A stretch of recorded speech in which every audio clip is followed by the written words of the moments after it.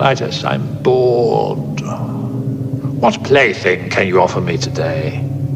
An obscure body in the SK system, Your Majesty. The inhabitants refer to it as the Hail Ming Power Hour.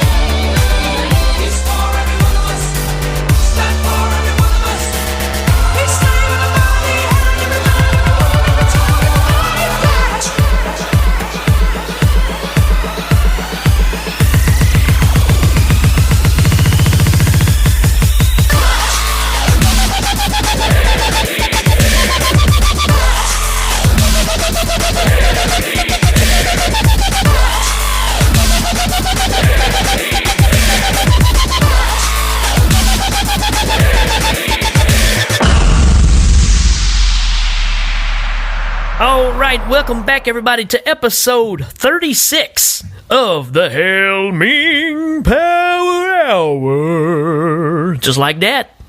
Hail Ming. Hail Ming. I'm Rick, and with me as always is my partner in crime, Mr. Danny Bennett. Hello everybody, and it's an exciting episode 36 coming up for you with a favorite of Rick and mine's from way back in the day. Absolutely. You might remember 1990. 1990. It seems like so long ago. Well, it was. Oh, that's why it seems that way. Yeah. Luckily, we have the time machine so we can go back and actually visit that time and get a groove on, if you know what I mean. I do know what you mean, because my groove is always in 1990, which is why I don't have it now. Still, I got a groove back. Yeah, and Stella needs to give it back to me because, I had it and I let her borrow it and she never gave it back. So, yeah, man, we're excited about this Nightbreed. This was definitely on the top of our list when we started this show, but you kind of have to find the right time. And we even talked about having certain guests come on and do certain things and all these kind of things, but it just works out that now is the perfect time to do Nightbreed. So, we're going to kick out the jams for you. I think that was the first mention of Nightbreed there. It was we were talking about 1990, and then you just broke out with the movie. Yeah, it's Nightbreed, man. Way to do it. So it's Nightbreed. You got to just do it. If you're a fan, you're going to love this show. If you haven't even heard of the movie, this is the why you listen, because we're going to tell you the reasons why you should watch Nightbreed. It's an awesome slice of movie history. It's a monster movie where the monsters are not necessarily what you think they are. That's right. They are who you think they are. I think I'm who you think I am. They were the inspiration for the Planters peanut guy. I know that. Yeah, and the McDonald's Mac Tonight guy too. Mac Tonight, yeah, absolutely. yeah, he's in there. Mac there you go, folks. Yeah. There is a cameo appearance by the Mac Tonight guy from the 1990s McDonald's, McArch Deluxe revamp attempt. Yeah. Hey, go on to McDonald's. It's a great place to have dinner with your lady. Oh, and what's sad is the Mac Deluxe was almost more successful than Nightbreed was when it came out. Man, the McArch Deluxe was a... McArch Deluxe. Yeah, it was the McArch... Well, because it was the arches, they were like, man, how can we make this more sophisticated? And that wasn't the way, y'all. Hey, since we got the arches, let's just make the moon sing at a grand piano. How about that? Yeah, and since you're going to McDonald's at night for dinner, how about we put some video game in the corner? That'll make it more adult. Yeah, I kind of like that idea, It'll be right next to the... Well, yeah, they didn't do that. Oh. That's why it failed. If you listen to McDonald's, that's where you messed up, buddy. Jula, you failed. All right, folks, we're going to take a short break, and we'll be right back right after this. What button do I push here? I can't see you. We'll be right back after this.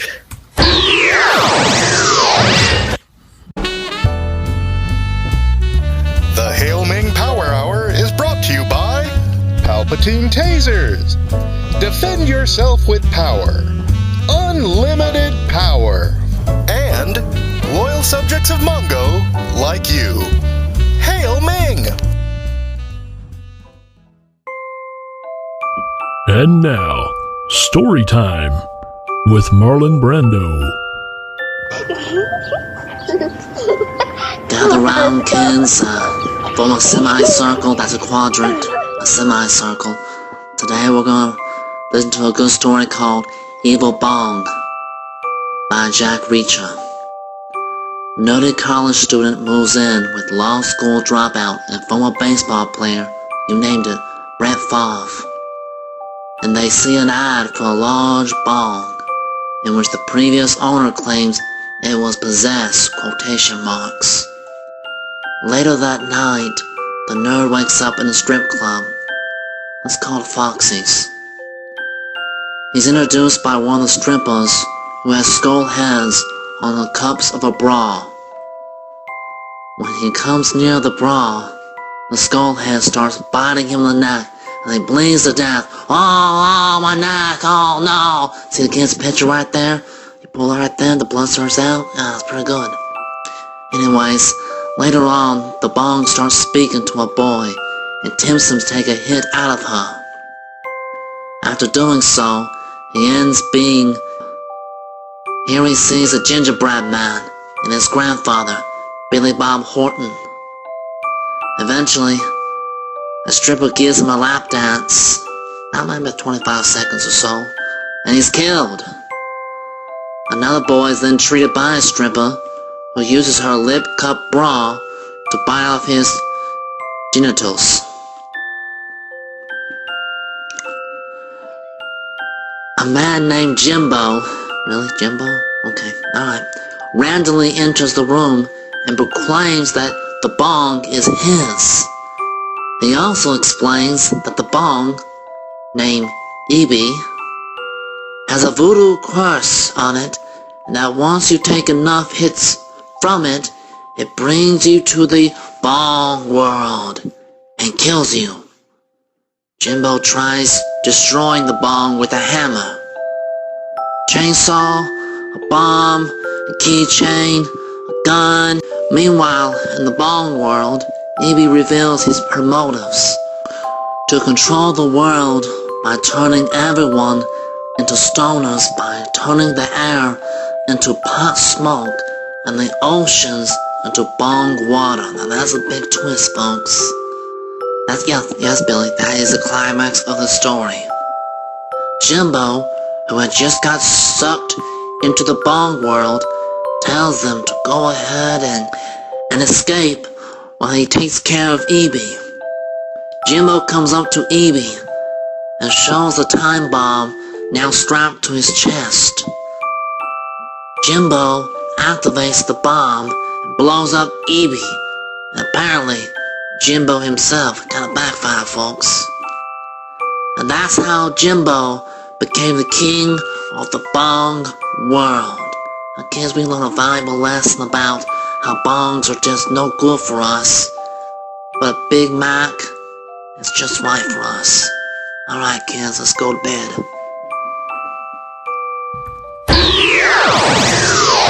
And we're back. That's right, indeed. We are back to talk about one of our favorite movies, as we said earlier, Nightbreed.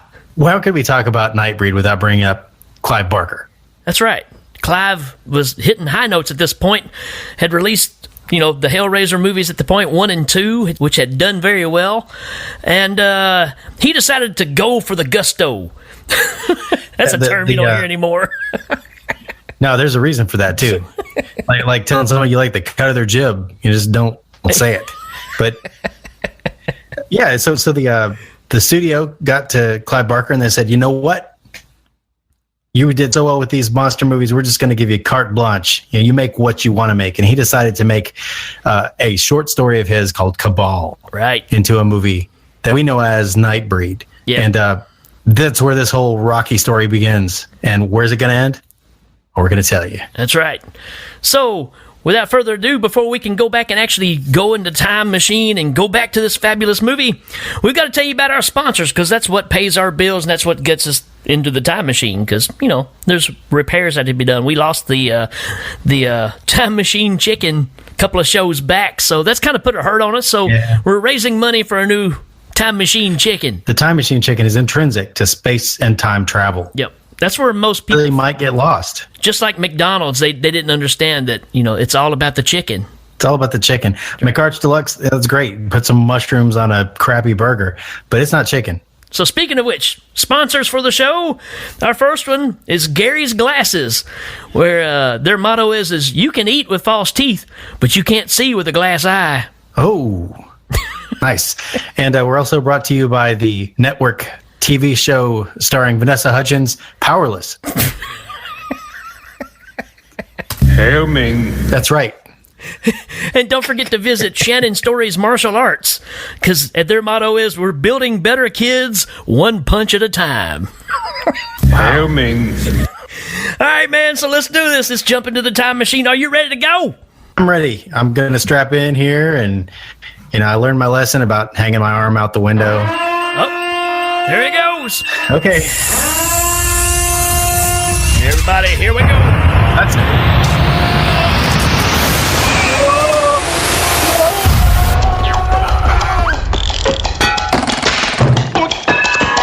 There's some power in this engine. Yeah. Whoa, a little shaky there. A little turbulence. I think it was 86 we ran through there for a second. There's something on the wing of this plane. We don't have wings. There's a wing on the wing of this plane. There's a wing on the wing of this plane. Oh, There's a chicken. Look at it, 1990, man. Man, 1990 is exactly how I left it. Okay, let me ask a question. Why did we come back to 1990 to talk about this movie? Well, because that's when it was made, and you have to go back to the source. And what's the source? Well, it's 1990, of course. Clive Barker had an earworm or a brainchild or something, and he said, it's time for me to make Cabal into a movie and call it Nightbreed. Yeah. And by the way, we're just going to get David Cronenberg to be in it because he's an actor, right? Yeah, that makes perfect sense. So yeah, man, there's a whole ball of madness that goes in this movie. But before we can talk about that, we got to have a synopsis to let us know what the real story is.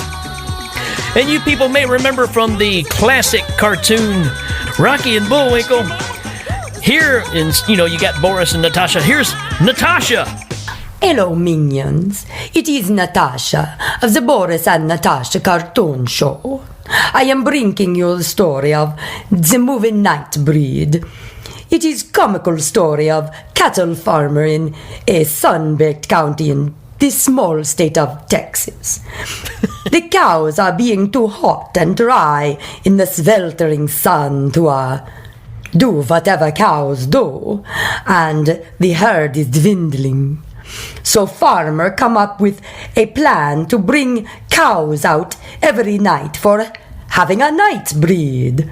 You getting it? You should get it, darling. Oh. The night breed.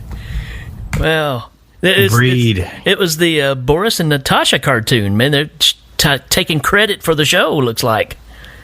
Well, you rewrite history. That's how you make things happen now. You just time machine. You just deny time machine, make your own history, go back to 1990.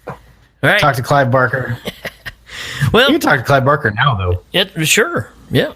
Absolutely. I don't know if he'd talk back, but, you'd be like, hey, Clive, and he'd be like, keep those people away from me. So... Just like the last time we saw him. Just like last time. All right, when he came over for crumpets, he just got upset and left, Well, maybe it's because they weren't crumpets, man. You just got some potato chips. You said they were crumpets. Well, you try to dazzle your guest, even if you have to lie to them. Well, they were Ruffles. Hey, I mean, they weren't Lay's or something. Here's some crumpets. Hail Ming. That doesn't work in real life, unfortunately. Oh, hey, look at this. Because it's such a special episode, we had another synopsis come in. This is you folks may remember him back in the 80s, Mr. Emo Phillips. This is Emo Phillips, and I'm here to tell you about Nightbreed. I'm here to tell you about a late 70s skid flick about a medieval tale of the life and times of the patron saint Feelgood. He was known for his, well, we'll just say stature, which caused an explosion of noble asexual knights who were known for their fighting, but know how to love even harder. Ron Jeremy stars as Saint Feelgood. Oh, would you look at that?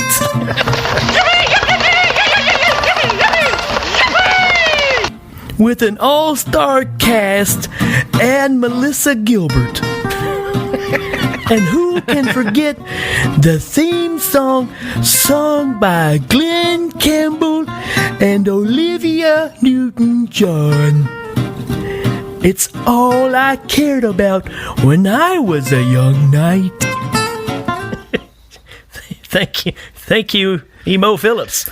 Yeah, thanks, Emo. Okay, he was kinda... let's cut the crap. Rick, what? I'm going to flip the script on you because this is Nightbreed. What? What's the first reason to watch Nightbreed? First reason to watch Nightbreed, to me, and I'm just because to you, to me, the first thing that hits me when I watch it, man, the opening credits. I love the opening credits of this thing because you see a bunch of stuff in the letters when they go by on the screen, and you're seeing things that ain't even really in the movie. It's just like, what was that? What is that thing? And you're just seeing these monsters and stuff, and faces are being stretched, and it's very, very nightmarish, horrific-looking things going on in these letters that are going by. To me, it just looked so epic when it started off that it just floored me the first time I saw it. And in my mind, that's when I hear the word Nightbreed, I just start seeing those letters come across the screen and those images that are in those letters. I just think it's awesome. And not to forget, that while they're playing that on the screen, it's also Danny Elfman music. Danny Elfman was huge in this time, and so you got some Danny Elfman music. You got some monsters and running around in letters, like it's some kind of a primer. Yeah, my first reason to watch Nightbreed has got to be, as much as it might fly in the face of what the movie was really trying to get at, it's David Cronenberg. Sure. As Dr. Philip Decker. Right. I mean, this guy is the worst kind of villain. I mean, he is self-congratulatory. He's driven to just hurt the innocent. He's so calculating. From beginning to end, Decker is a really scary character. Even when he's on the back foot, even when he's getting beat, you still kind of not sure that he's not just going to pop out from around a corner. And that's something I said. I said Mike Myers would be proud. Not Saturday Night Live Mike Myers, but Michael Myers, because he's got the same. One moment he's here, one moment he's not. He you catch him in the scenes where the camera's just panning by and you just see him in the background. Very, very calculated. To me, the scariest mask ever of a killer. And if you, like I said, you people that have seen this, you know exactly what I'm talking about. If you haven't seen it, it looks like a very tight toe sack around his head with buttons for eyes and like a zipper for a mouth. And it's like the Myers mask. It's expressionless, it's horrifying, but those black eyes that are actually buttons just stare at you, and it's just so scary. The other side of him too, being the brilliant person that he is, being the psychologist. What a scary combination. But yeah, because he's a manic killer, and he's driven to just kill people he feels are unworthy, but he also justifies it because he's a psychologist. Yeah, it's a scary combination. He wears chainmail gloves, which they're like butcher gloves. So they're on the one hand, it might mean that he doesn't, he can deflect blades, but also he uses them to punch people. He's just a weird killer, man. I didn't say Decker first because I knew that's where you were going to go. Because I knew every time we talk about this, it's always about Decker. Because the strange thing about this movie is when Clive Barker was putting it together, I got to reading about it a bit, and he was wanting to make a Star Wars style saga out of this story. Multiple movies, taking it different directions, and it wasn't even going to be a straight up horror movie. It was going to be more of a dark fairy tale, but with a grandiose style of storytelling. When he got the green light to start making this thing, and he made the movie that he wanted, and the movie company didn't like it. They didn't get it. They wanted a slasher flick, so they started cutting it all to pieces and made a slasher flick out of it to an extent. I think you still get the story out of it that you and I have always loved about it, was the fact of it's a monster movie from a monster's point of view that teaches us over and over again, which several of these movies we talk about, is we are the real monsters. The scariest monster in the story is the one who has no connection to the Nightbreed. He kills kids, man. Oh, yeah. The very first place where you see him, he kills a family, and he ends it by killing a kid. Now, they don't do it on screen, but it's obvious that's what happens. Right. He's a very frightening nightmare, and I'll put him up against any of the scary slashers from the movies of this era or otherwise. Absolutely. That's the way I feel about it, too. Yeah. What you get with Clive Barker is you get a kind of a thick tapestry. He doesn't just tell you a story. He makes sure to, kind of like H.P. Lovecraft, he wants to develop not just a story, but a mythology along with it. Right. Wants to take you definitely get that with all take these. you to another world and just give you an experience. And when I think of Clive Barker, that's what I think of, because it's never necessarily, like people think of Pinhead or whatever, but to me it's always about the surroundings. I think about, when the Cenobites come to our time or whatever, and the way that all looks. It's not just them appearing and being in, slick rubber suits or whatever. It's the atmosphere. And that's another great thing about Nightbreed, is with Midian, you get this abandoned civilization look. It's been totally abandoned, and they're being forced to live there because they can't be accepted anywhere else. I love that. The abandoned, isolated area that, when it comes down to it, Decker's trying his best to find this place. And the motive is two different things. You don't know if he's there to completely destroy them, or if he wants to be there and rule them. Well, I think he says as much, though, that, when he's going to destroy them, he doesn't really feel a kinship to them. He feels like it's his job to free the world of filth making filth. The families that he's killing, he feels like he's so above them. He refers to himself as death. And Clive Barker was quoted as saying that the real monsters, they were Canadian bar patrons who can't keep rhythm with the band on stage. They're clapping all over the place, man. It's like, oh yeah, clap. What's up with that, man? They can't just follow a beat. It's not just Canadians, though, man. It happens around here too. And I think I'm going to say one more thing about, to illustrate that point, and then we can go on to the next reason to watch Nightbreed. But the last thing I'm going to say, in case it doesn't come up later, I definitely want to mention it. There's a scene where Decker has killed a whole room full of people, and they happen across it. One of the people was making a house of cards. Yeah. And the house of cards is still intact until they shut the door and the wind blows it over. Right. So he killed an entire room of people without knocking over a house of cards. Right. It's something that if you blink, you'll miss it. Right. But it's definitely there. Well, my next reason to watch the movie Nightbreed is Lori Winston. Boone, the main character, has this girlfriend who's just a really soft-spoken yet loud singing, who's just absolutely 100% in love with him, and she follows him, through the gates of death to try and bring love back. And she's, every bit the late 80s, early 90s, vision of beauty there. But she's worth watching the movie for. She does a great job being that love interest, and also, a pretty daring kind of heroine there. I mean, next to her, you got, Shunasazi, the porcupine lady. She's pretty good, too. Yeah, Shunasazi is pretty awesome, man. So, and that's the next thing on my list. Why do you watch this movie? Monsters.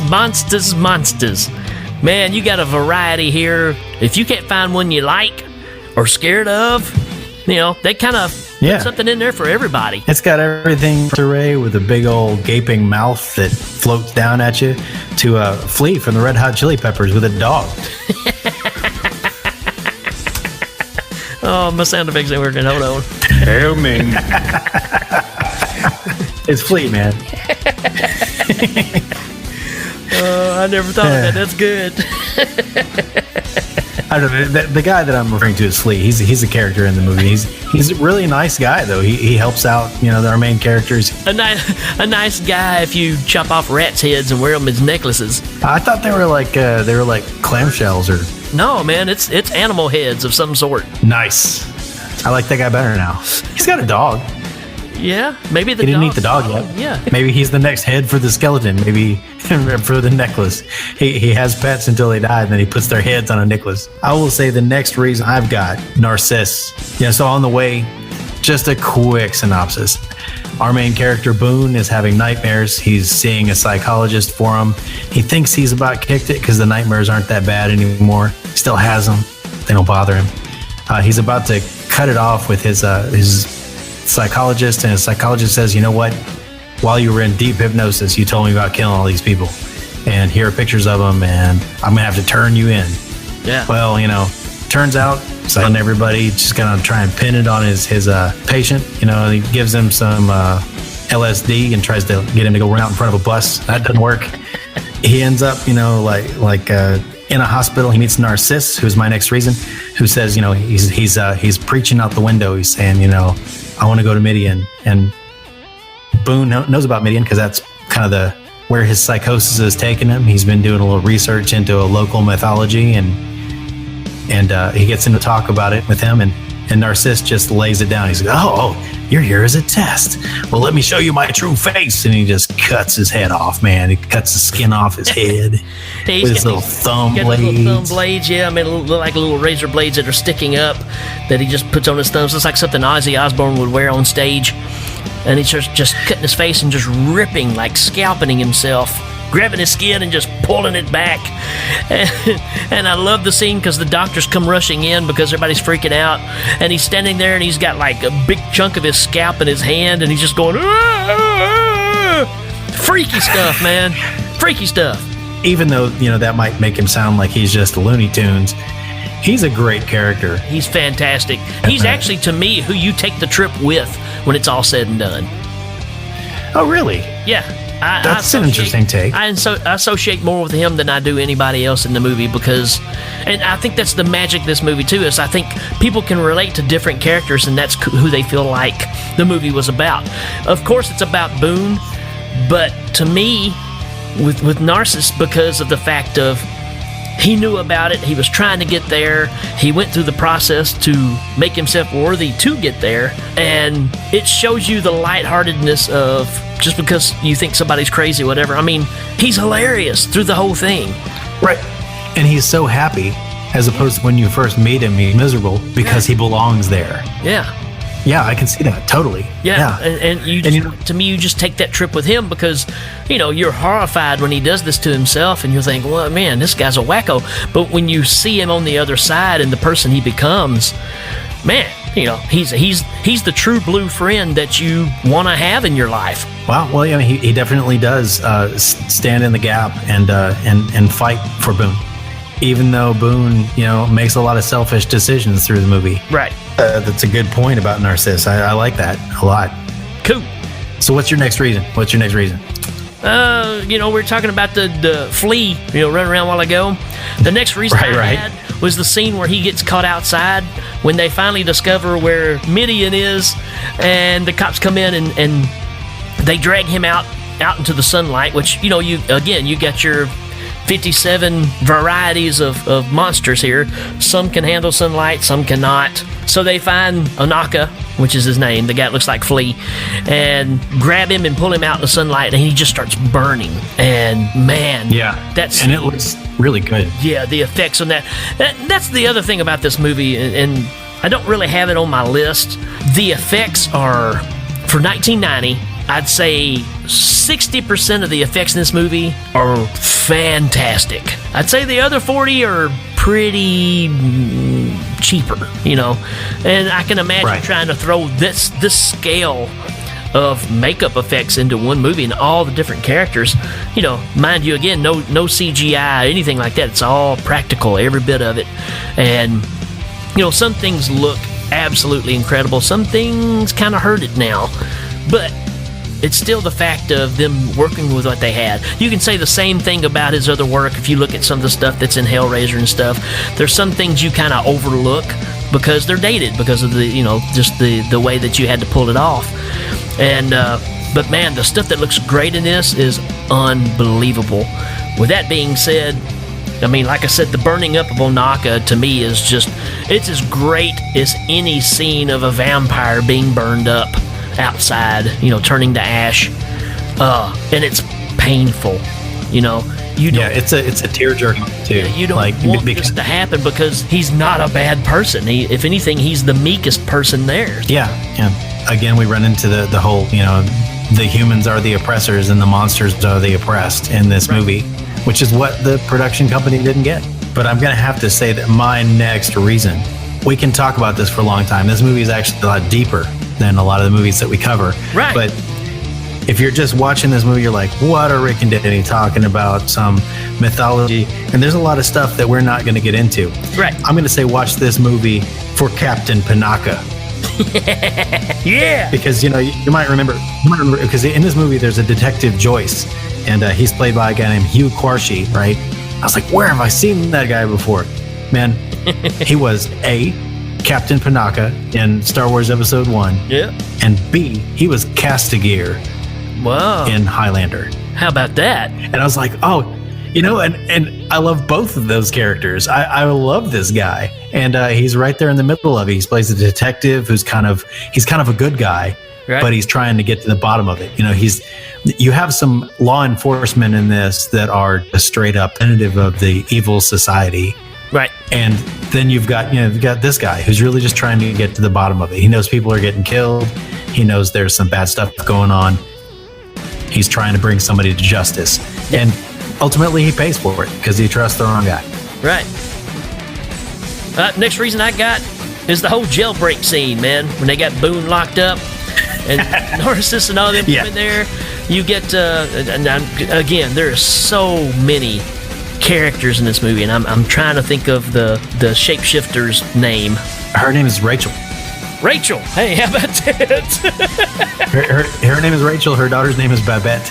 Babette. I knew Babette, but I couldn't remember Rachel's name. But the fact that she comes through that door, like through the, just disintegrates and turns into a mist and comes through the door, and then she appears, and of course she's naked as all get out, comes out, kisses the dude, and smoke comes out of his mouth, and he falls on the ground. That's awesome. What a great little effect that is too. Right.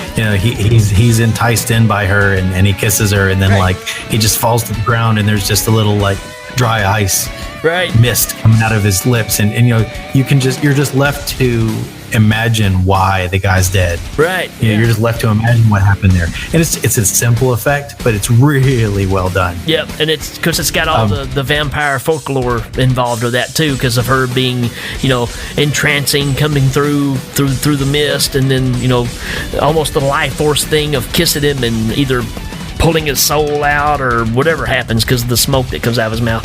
And then you got Narcissus over there just looking at her like, hey, what's up, baby? Yeah, and he does that with everybody. Yeah, he does that with your guy that got burned up by the sun. Slurs. Did I mention how cool Narcissus is? I mean, here's a dude who's ripped his scalp off the sides of his head, off the top of his head, and he goes around with a mullet hanging out the back with a cowboy hat on and shades. Oh yeah. So when you get to Midian and this monster culture, there's a whole religious tenet. They have their savior in Baphomet, who who kind of lays down the laws by which they live so that they won't all die out. And some of these laws are flawed. And can I mention how cool Baphomet is? Man. Oh yeah. How cool is that? I mean, it's almost kind of Greek mythology looking statue there. Part of it's just black, but it's in the sculpture of a human form. But the legs and stuff have been almost crystallized or something. You can kind of see through them. And then the head expands out. It reminds me a lot of Darkness from Legend, as far as the look. Yeah, absolutely. And that's why I had to mention it. Pulses of electricity that are pulsing through him as he's standing there whenever he's reacting. So he's kind of like the mainframe in Tron. Hail Ming. Just to put this in the framework of our show, a reason to watch the movie is that I'm going to call it the initiation of Boone. Because, we haven't talked a whole lot about Boone, other than the plot so far. He finds his way to Midian. At first they say, hey, you haven't killed people. They tell him that his psychologist lied to him. He gets killed. He gets betrayed by the psychologist and shot to death on the outskirts of Midian. It sounds like this, actually. I believe you. He's got a gun!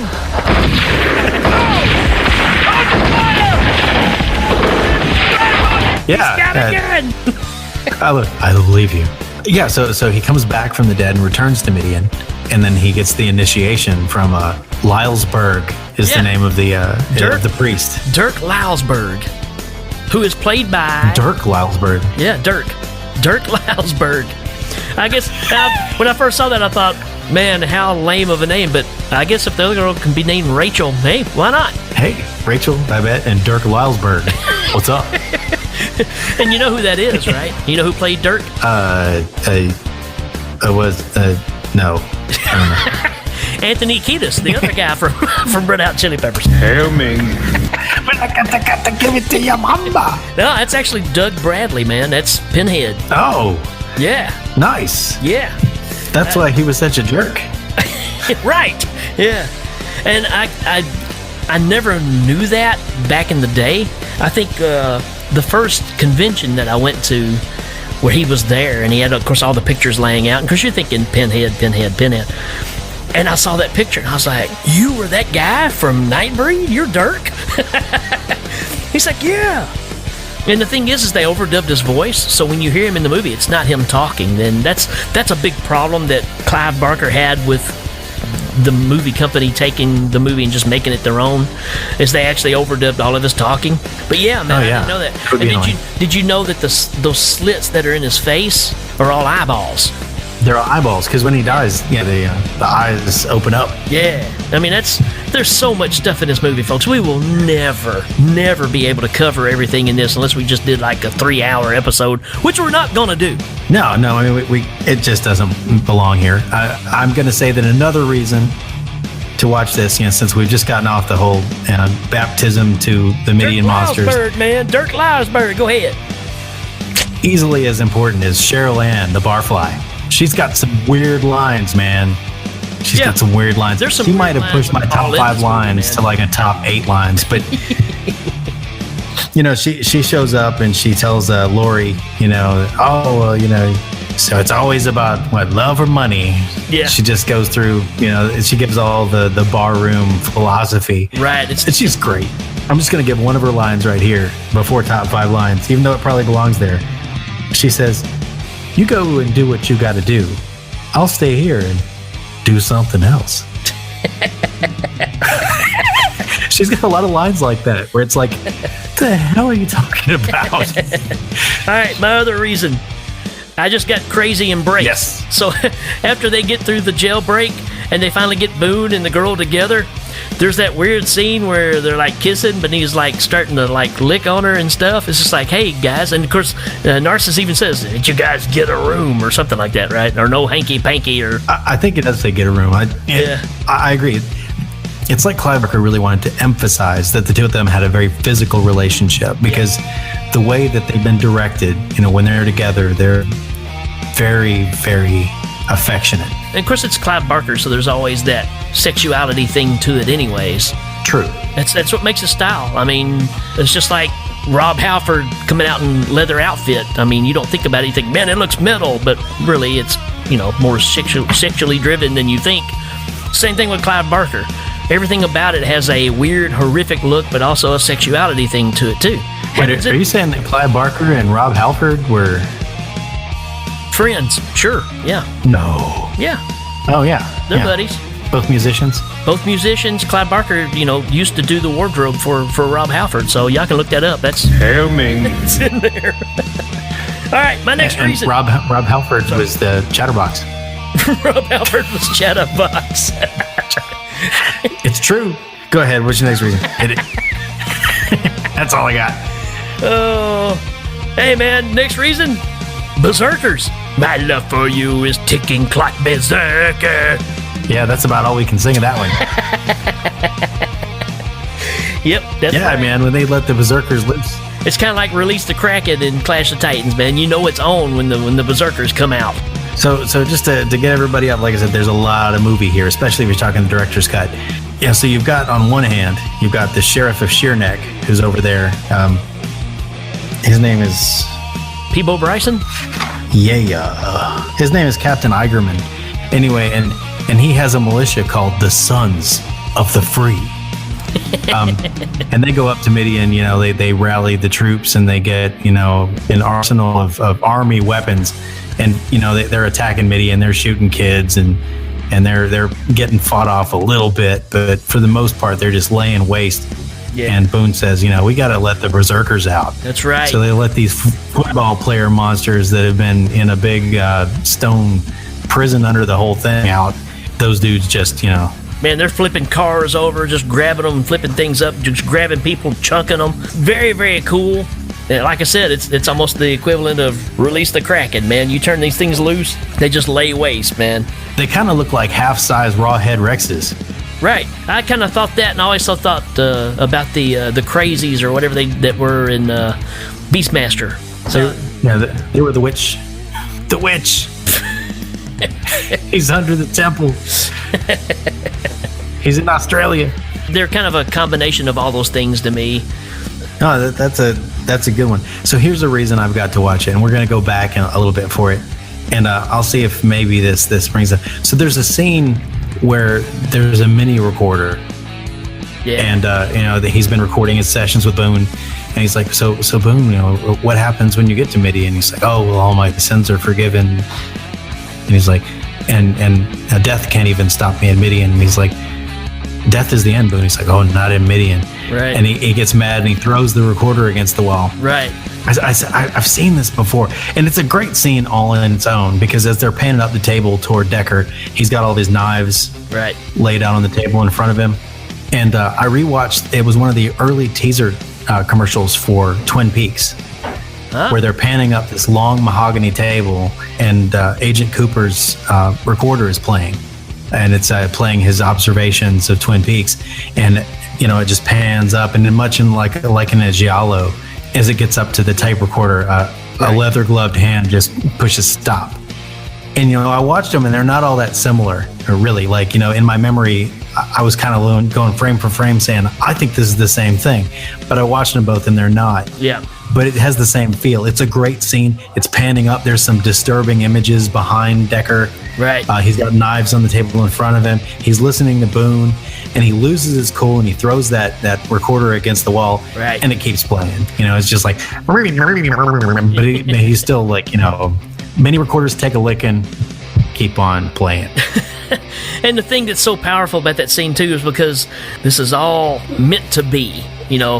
The fact that Pelican, which is somebody we haven't even talked about yet, one of the coolest characters, one of the coolest monsters, period, ever in a movie, is Pelican in this movie. And he has this quote whenever he smells the blood of innocent, he starts changing. And I mean, scary as it is, he kind of looks like if a squid became a Rasta man. Yeah, and then put on, Captain Jack Sparrow's shirt. Right. So he's very stylish, but when he smells the blood of the innocent, he starts transforming into this beast, and you are meat. You're meat for the beast. And he bites Boone, and this is where the prophecy all comes from. So all this had happened, and then when Decker has Boone killed, Decker sets everything in motion for the prophecy to really come true. The bite was a part of it, but him being killed and brought back is what really set everything into motion. So yeah, because the bite is what brings them back to Midian. Right. Yeah. So I mean, there's all this hanging on what Decker does causes the rest of the movie. So that's why he's so upset, and he throws the tape deck, because the opportunity he was looking for, he messed up. I absolutely agree, and it's one of the things that we're not going to get into here is all the little threads. So much story, man, and that's what makes it so awesome. This is not a typical monster movie. It's not a typical slasher movie. It's got tons and tons of backstory, tons and tons of creatures that you'll never get enough backstory for. Some of the creatures are absolutely fun. The dude, it's got the 2 snake things that come out of his belly. Looks like something out of a Tim Burton movie. Yeah, and I've got to say right here, here's something I dug up when I was reading about this movie.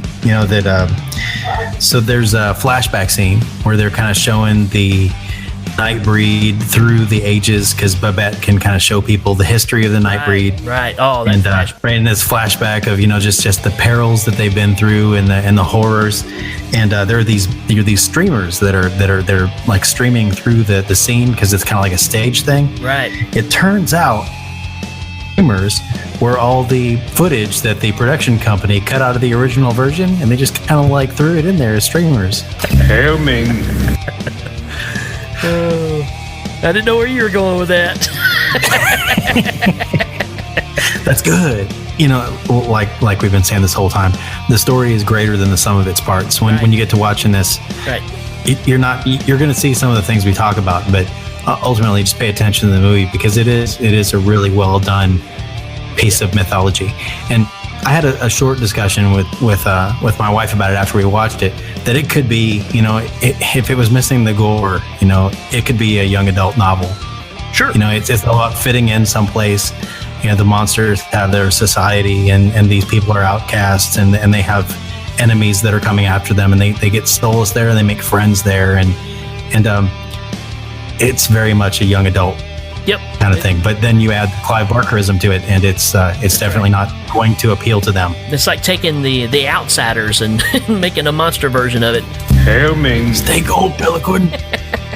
And we got to mention the Mac Tonight guy, because Pelican, they show up, and they find Boone, and Boone's like, I belong here, and they're like, nah, you haven't been killing people, and Mac Tonight's got him. So that's that thing, man. You got Pelican, who is one of the coolest looking monsters ever. Then you got Kinski, which is this moon-headed shaped guy like Mac Tonight. It doesn't look as good as Pelican. Let's just leave it there. He's kind of lame looking. It's a weird choice. So that's what I mean. That's the hard part with this movie, is some things look incredible, and some things you're like, maybe you tried to put too many monsters in the movie and you couldn't really, make it all work. I don't know. You get the one with the devil horns. It's like all black, but he's wearing like a satin, jacket with a tiger on the back or whatever. You just got some weird combinations of things, and again, that's what makes it unique. I think they're going for kind of a gypsies, like they're from all places, right, and all times, or maybe like maybe the vampires in Once Bitten, how they're all from different time periods. But I've got 2 scenes that I just kind of want to lump together and point out, again, things to watch for. There's a scene where Lori is in Midian, and Rachel's child Babette has come out into the sun. Yep. And she's become this the sun has hurt her, so she's become this little skinless goat thing, and it's kind of creepy. And the whole scene reeks of a trap. Lori goes over and picks her up, and she's like, well, bring her to me. And she won't come out to her. She's in this alcove. She doesn't say why she doesn't come out. And when she comes closer to her, Rachel even recedes further down, like, follow me. Yep. I mean, there's just everything in you should be saying, don't go in there. It's a trap. Except you've been kind of shown that they're not dangerous. Admiral Akbar sitting over on the side going, it's a trap. He's right there, man. He's in his little swivel chair. Yeah. It won't last long against Rachel. Hail Ming. Have you seen the director's cut? Yes, I watched it for this, and I'm definitely familiar with the cut version too. I like them both a lot. Well, which one do you like better? It's tough to say, because I know the other one so much better. Right. The director's cut really doesn't detract from it. I think it's just more. I think they might have done a pretty decent job of cutting it down. You know what? I'm glad that I get to see all this extra footage, but I love the original cut better, because if they were going to continue it on and have sequels that followed up, then it probably makes sense for the movie to be like it was with the director's cut. But being a one-time hit movie, man. And we ain't even talked about the ending yet, man. Well, and let me just say this. I think that the fact that neither one of us has mentioned the tabernacle as a reason to watch the movie is probably a reason why we're both okay with the cut scene, because a lot of the things that were cut are the tabernacle is kind of the deep dark of the Midian, and there are monsters around every corner, and people hissing at you, and people dancing with skeletons, and it's just kind of more stuff that you don't need. And it's cool that Clive Barker got to do all that, but it just isn't necessary for the story. And you get some creatures that look like something to come out of some Hammer horror stuff. Some not as well done characters. They look kind of cool, but you can tell it was just kind of, we'll just take some putty and stick that on your face and you'll have snake eyes, or so that's what I mean. Those things kind of hurt it. But man, how can you not appreciate the way this thing ends, man? It's got to be one of the coolest endings. This is the regular cut. This is not director cut, but the ending of this thing, man. How do you not make a sequel to that? No, so the ending, just all around. The Sons of the Free show up. They have all their guns. They set bombs. They set the place on fire. They shoot everybody. They put mines everywhere. They're trying to cut off anybody from escaping, and it becomes this hard fought between the monsters cut loose and these people who are, aggressors and genocidal militiamen. Of course, Boone ends up fighting Decker. Yeah. It's a really weird, he gets stabbed through his own body, and he grabs Decker and he stabs him with his own knife. Yeah. And then he says, one last dance.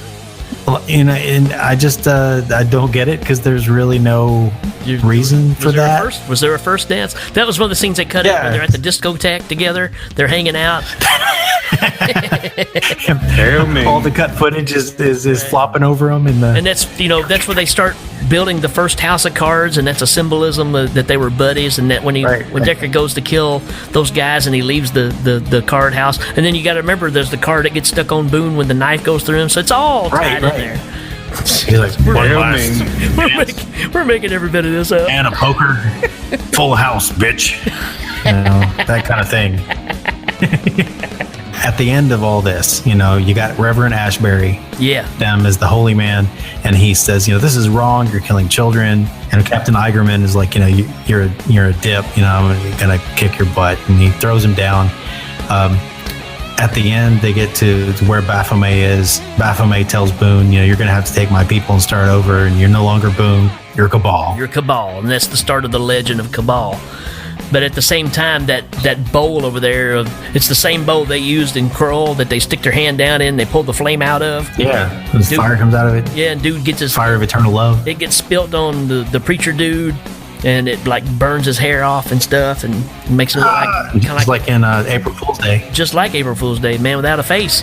But he takes that bowl out, and Decker's been killed. He's got him propped up, and the priest puts his hand down in the stuff that burnt him up, and he puts it inside the hole that's in Decker where he's been stabbed, and then Decker comes back alive, and he's screaming, and he's reaching for the camera, and the dude's down there saying, "Hallelujah, hallelujah." Man, it's just... Hallelujah. Man, what a scene. What a scene. And like you said, that is not in the director's cut. In the director's cut, it's a little more ambiguous, as far as where Ashbury falls. And he in the director's cut, Eigerman, shows up, and he's saying, Ashbury, help me, I'll join you or whatever. And Ashbury just takes him out. Right. Ashbury, one of the things that I always thought was interesting was, it's just a bowl that's over there by Baphomet, and Ashbury knows to put his hand in it. Yeah. It's like, somewhere in there, he belongs there. He knows that the place of the holy, leader here is to put their hand in it, and just like Lylesburg did. It's just something I always noticed about that there's some kind of backstory. Ashbury belongs there too, and it might be why he's a little more complicated a character. Again, this movie's way deeper than you think it is. If you go into it just looking for a good monster movie, I think you're going to get it. I think you'll enjoy the characters if you haven't seen it. The people that have seen this, I've never met anybody that has seen it that didn't like it. I'm sure there's people out there, but everybody I know has a positive opinion of, what he was trying to come across with making this movie. But if you're looking for gore and some excitement, it's got it. If you're looking for some depth in a story, you've got it. It just kind of is in between everything. So out of that, we're going to go straight into, because we can't fight it anymore, let's go straight into... Top 5 lines! Top 5 lines! Top 5 lines! Yeah! That's right. I've been waiting for this because I've got so many top 5 lines. I might have top five lines. All right. My first line is from Narcisse in the hospital, and Boone walks up to him. Boone says, "What did you say?" And Narcisse says, "I said shut up." He has several lines right there that pretty much stand out. My first line that's what's one. I said shut up. My first line is the right opposite. It's when this is after everything's already happened and Narcisse is walking with Boone and he keeps like punching him in the shoulder. And Boone says, "If you hit me again, I'm going to rip your face off." And then he points at his face like like Igor in Young Frankenstein. Too late. Too late. No, I mean, it's just, he actually says that. And I was like, wow, I guess I've never heard that before. That's actually in there. My next line is another short one.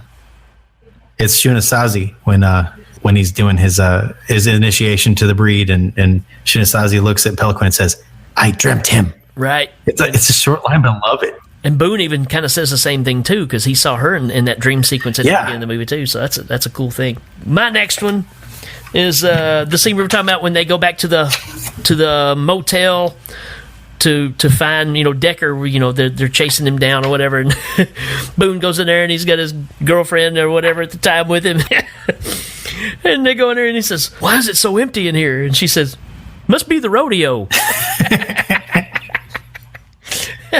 I couldn't help but bust out laughing. Well, there's nobody here because there's a big rodeo in town. Well, that makes perfect sense. Right. The best line from the whole movie is Pelican, who says, "It's all true. Yeah. God is an astronaut. Oz is over the rainbow. And Midian is where the monsters live." Great line. Yep. And the other, my last line that I've got is another great Pelican line where he says to Boone, he goes, "You gonna eat those Triscuits?" Oh! Hail Ming. I knew that was coming. I got this long one from Decker here. He says, "See, I've killed a lot of breeders. Families like cesspools. Filth making filth, and I did it over and over and over again. And it was leading me here. I was born to kill Boone and the breed." There you go. Decker in a the guy's nutshell. crazy, y'all. So that's it for Top 5 lines. Top 5 lines. Top 5 lines. Yay! Right. So, yeah, some fantastic lines in this. Movie ties in very well, but it's also going to lead us up into the next part that we have to go into, which is Rating time. Man, I don't know who that guy is, but he's got an awesome voice. Yeah, I've never heard it before. All right, rating time. What do you give it? All right, well, and considering all that Nightbreed is, I'm going to have to give it 5 hands dipped in magic water that make your skin glow if you belong. All right. Now I'm going to give it 48 rat heads tied around my neck, tied around Flea's neck. And the awesome Brian Blessed, what do you think of Nightbreed, the regular cut? But there's no way I can help a man who's dead. Oh, I disagree there. I disagree. I believe you could help him. Just, make sure you bite him first. Or hit him with your big hooked mace. That's right. So, can I change my rating? Sure. Okay, so I'm going to give it one son of the free who's in charge of all the weapons, who looks like a young Egon Spengler. True. Yeah, good point. Got those glasses. Yeah. All right, folks, we'll be right back after this. Welcome to the Ladies Man. How y'all doing? This is Leon Phillips. And I've been asked by my very good, close, and personal friends here at the Hey Man Power Outage. I'm sorry, what? Oh, I'm sorry. That's the Hail Ming Power Hour. That's the name of my close and personal friends. They've asked me to read a synopsis of a movie for you. And the Ladies Man does like movies of a more adult nature, otherwise known as pornos. So I'm going to read a synopsis for a movie here. It sounds really good. It's called Nightbreed. Right on, yeah. I can get into this one. It says here, it's a movie about a man named Boone who's got a girlfriend named Lori. All right. But it seems that Boone is missing something in his life.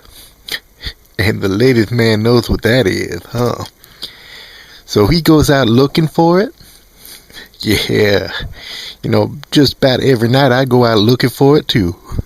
And he finds it in a place called Midian. And Midian is a place that's full of monsters? What? And he gets shot? And he dies and comes back as a monster. What is this? This ain't like no kind of porno I ever heard of.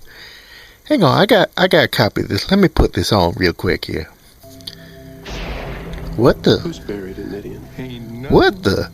But dead folk. Oh. Somewhere. Oh, no, that ain't right. That ain't right. That man looks like a moon. Can somebody tell me why that man looks like a moon? And what is that ragdoll doing there? Oh, no, that is disgusting. Okay, this is just disgusting. I'm gonna fast forward here a bit. Okay, is there any naked ladies in this movie? Yeah, here we go. There's some naked oh man, they monsters too. This is just wrong. This is wrong. You know what? Don't watch this movie. This movie is disgusting. Go watch Debbie Does Dallas. That's a much better porno.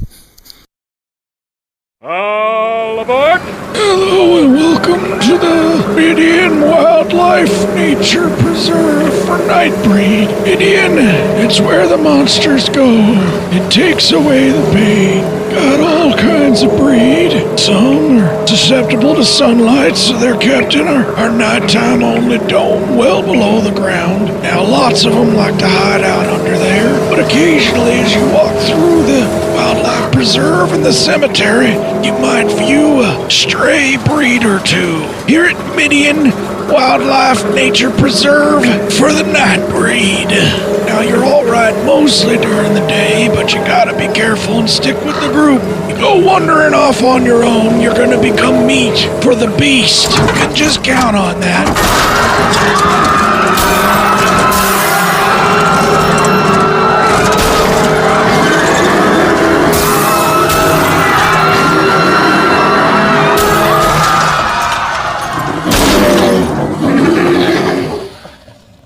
And now, Did You Know? With the Crypt Keeper on the Hail Ming Power Hour.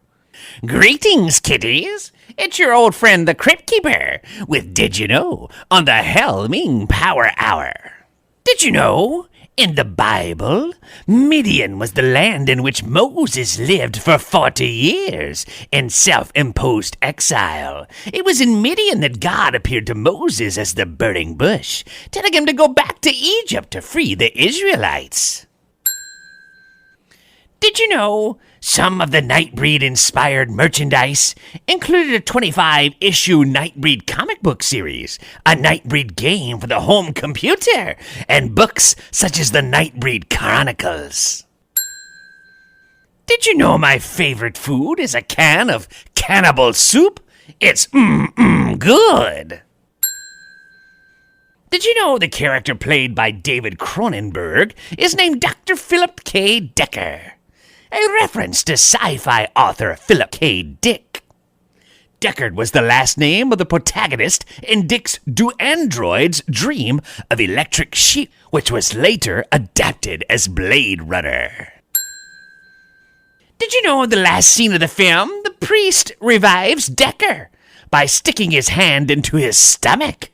It's a tribute to Cronenberg's film Videodrome from 1983. Did you know these Midians are really cool? One looks like Mac Tonight, or either Worf from Star Trek, and Jay Leno had a little night breeding of their own. And the other, well, he has deadlocks. Did you know 20th Century Fox drastically cut this film at the last minute prior to its theatrical release, omitting most of the more graphic violence and completely deleting rock singer Susie Quattro's role from the final print? Moreover, the movie was misleadingly advertised as just another standard slasher feature. You've been listening to Did You Know? with the Crypt Keeper on the Hail Ming Power Hour. Did you know these guys learned their crimes can have grave consequences? But don't worry, I'm pretty sure their criminal plans have been laid to rest. Well, see you next time, boys and ghouls.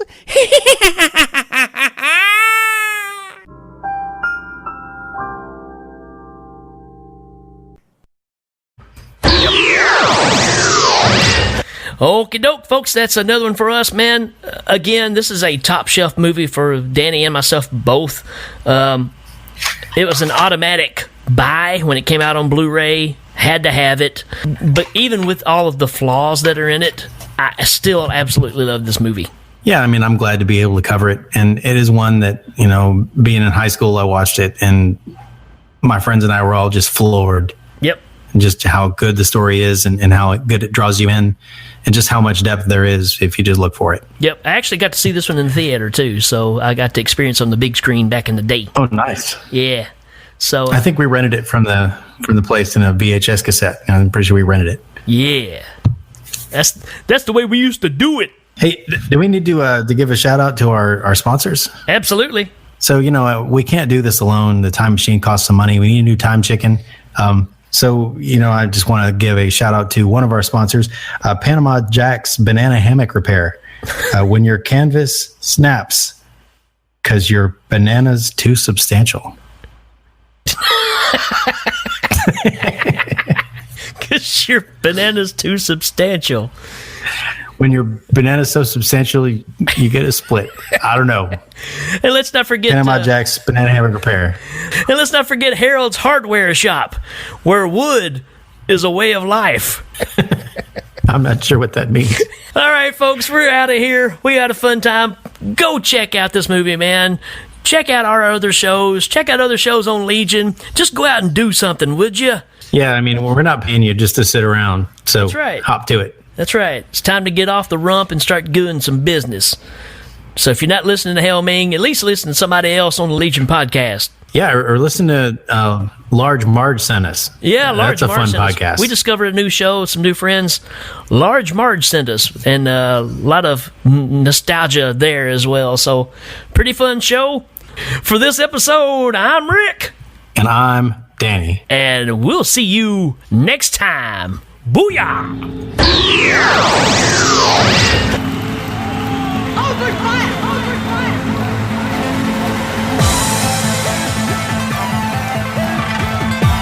Members of the audience will receive the following: classic curves by Dittos, the pants for feel-good company, a gift certificate from Maru-chan Ramen Noodles, Rice-A-Roni. All guests receive a copy of the Hail Ming home game. Thanks to the creative minds and special appearances of Mark Allison, Jeremy Finch, and Jacob Kennedy. Hail Ming is a proud member of Legion Podcasts. Check out all the great shows at legionpodcast.com. Hail Ming is available on iTunes, Stitcher, Google Play, and Legion Podcast. This is Dan Pardo saying good night.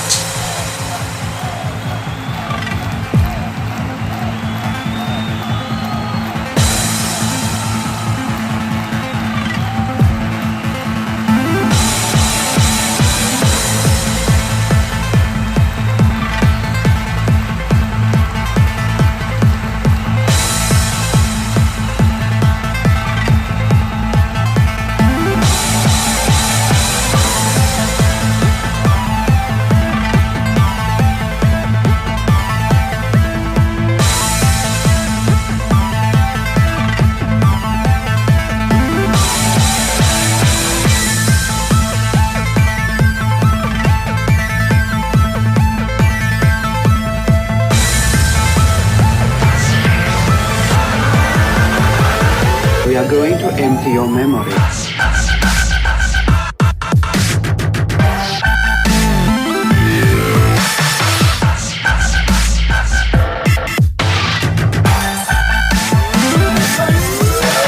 Demon of the Block.